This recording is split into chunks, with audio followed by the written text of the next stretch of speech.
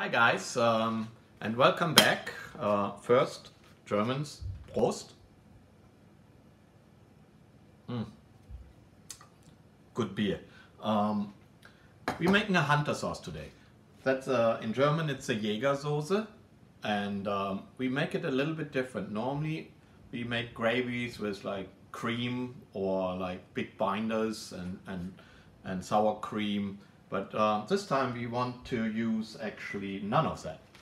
And we let the taste come from a mixture out of sherry and Pinot Noir, because I had Pinot Noir. You can also use some good port wine or a strong, bold red wine.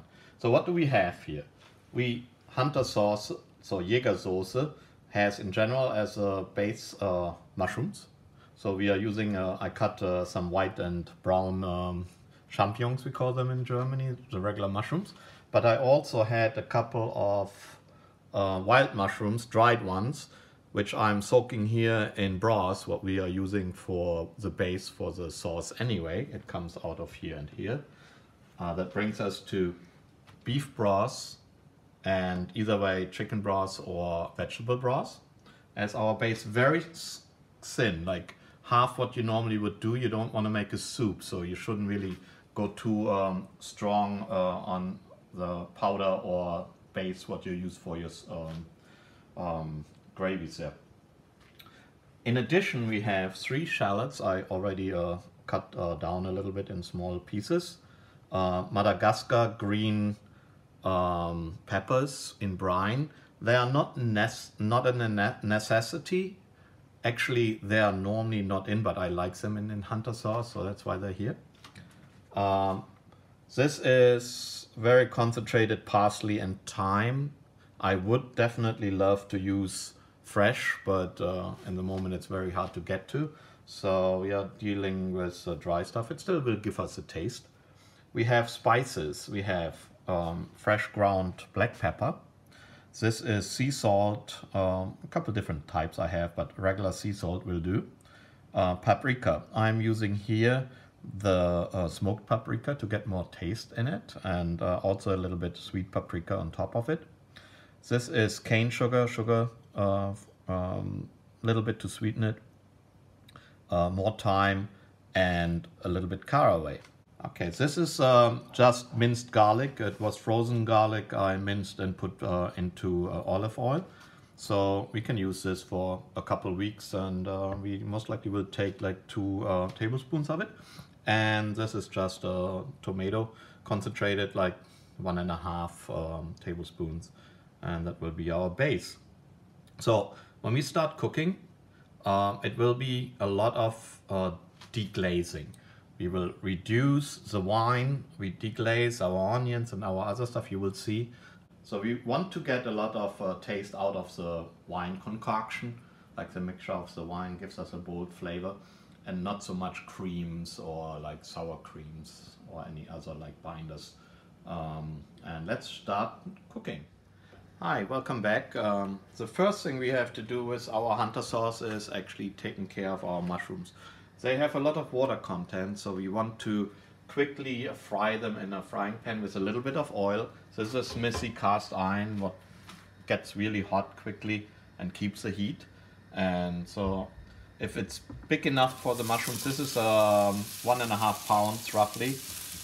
You don't want to crowd it too much, but I think because the pan is actually at least 12 inches, you can get away with doing the whole batch at once. If not, if you have a smaller pan, do really two batches. It's coming out much better. Okay, we come back when those are done, and then we continue from there.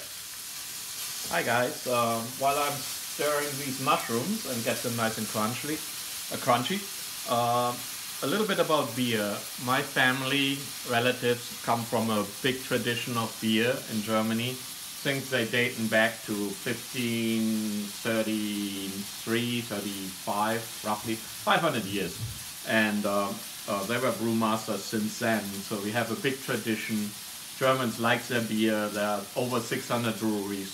So we get into this maybe in a different episode when we can talk about beer and what it means to Germans. All right. These guys have been in the pan for around 5 minutes, 6 minutes. It might take longer in yours or shorter depending what you have. But I switched the flame off for now. Get them out of the pan. Alright, what's next? Now we are pan frying the garlic and the shallots. This garlic has already a lot of oil with it, so I don't really need, I take like 2 tablespoons. I don't need extra oil. I need my shallots, 3 shallots.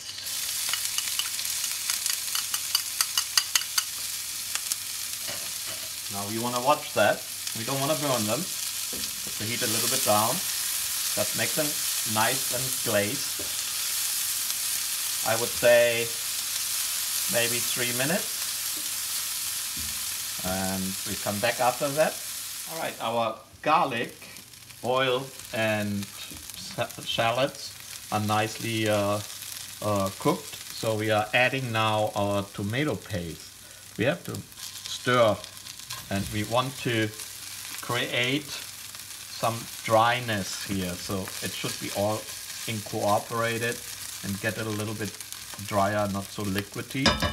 I would say in this pan, heat it up a little bit, we give it 2 to 3 minutes before we deglaze it with the first shot of our wine. Our tomato is nicely incorporated with our shallots and garlic, and it's time for the first deglazing and then reduction of the wine deglazing.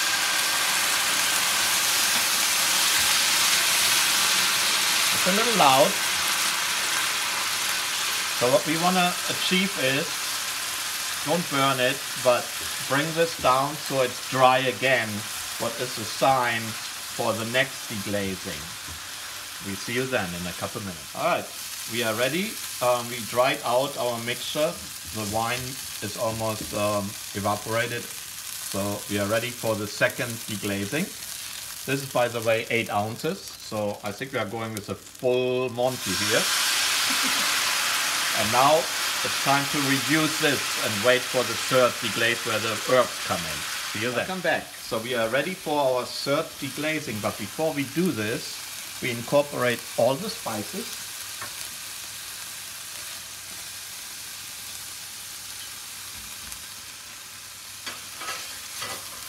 Give it a stir. And our green peppercorn.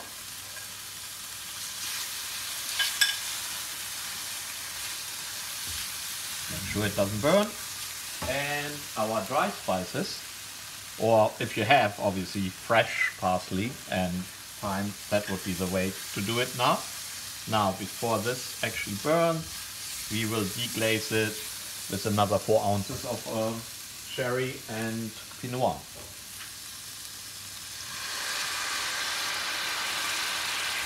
Live only once.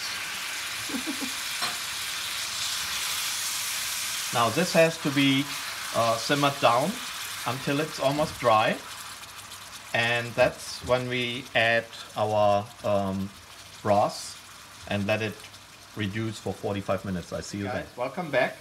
So our last wine is incorporated, our herbs are in. It's time to get the broth in and then reduce it to maybe a quarter to a half, like a quarter less, not quite a half, let's say like maybe 20 minutes. This is our, in my case it's chicken stock, but very, very thin, though it's barely a taste, but that's what we want. We want the tomato concoction giving the taste, not the broth itself. So now we have to crank up the heat a little bit, because we need to reduce. And now we get the chicken, the beef stock. Also very thin. Will be a little crowded, don't worry. But we will reduce it.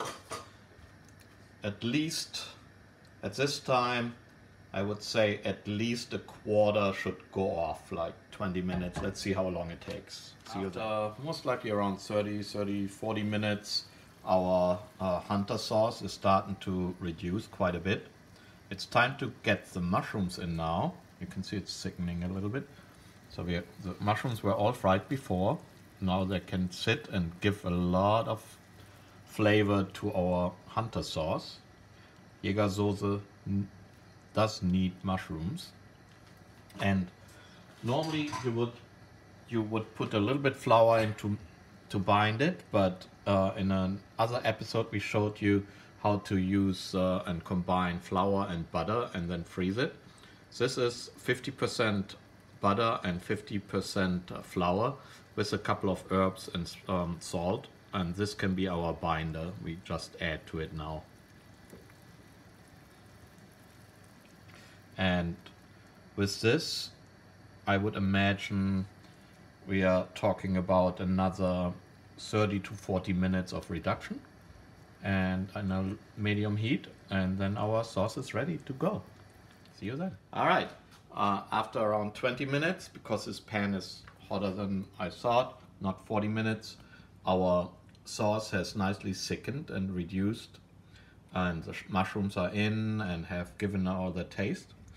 We tried to get this from this hot pan into a gravy boat, and let's see if I can do that. So our gravy, mushroom hunter sauce, Jägersoße in German, is done. So we have, in earlier videos, we made some German Semmelknödel, like bread dumplings, and some red cabbage.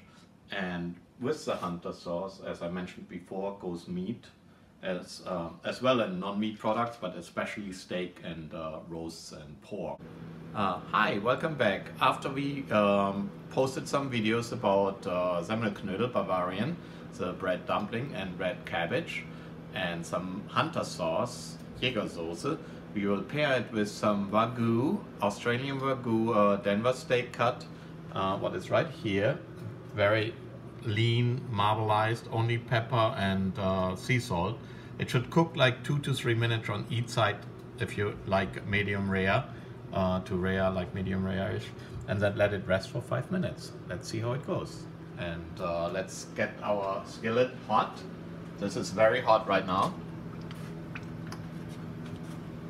This might be a little loud, but we might need a little of this here.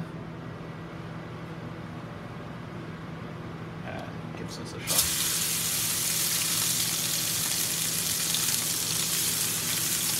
Okay, so we are doing like 2.5 minutes each side, so we'll see you back. Let's see, if they're loose, that's a good sign to turn them over.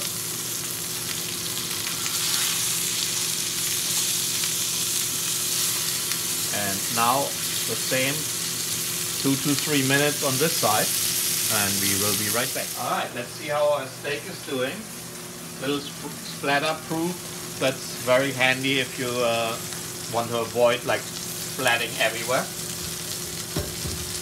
I think we are good with the medium rare cut. We want to take the steak and put a little butter on it. That's just for taste, not a necessity, but I just like it. And now we wrap it for 4 minutes and let it sit a little bit while we plate our plate. And these 4 minutes will increase the temperature and finishing the cooking process. And the steak should be nice and well done for our taste. Not well done, but well cooked. Okay. All right, so here we have it.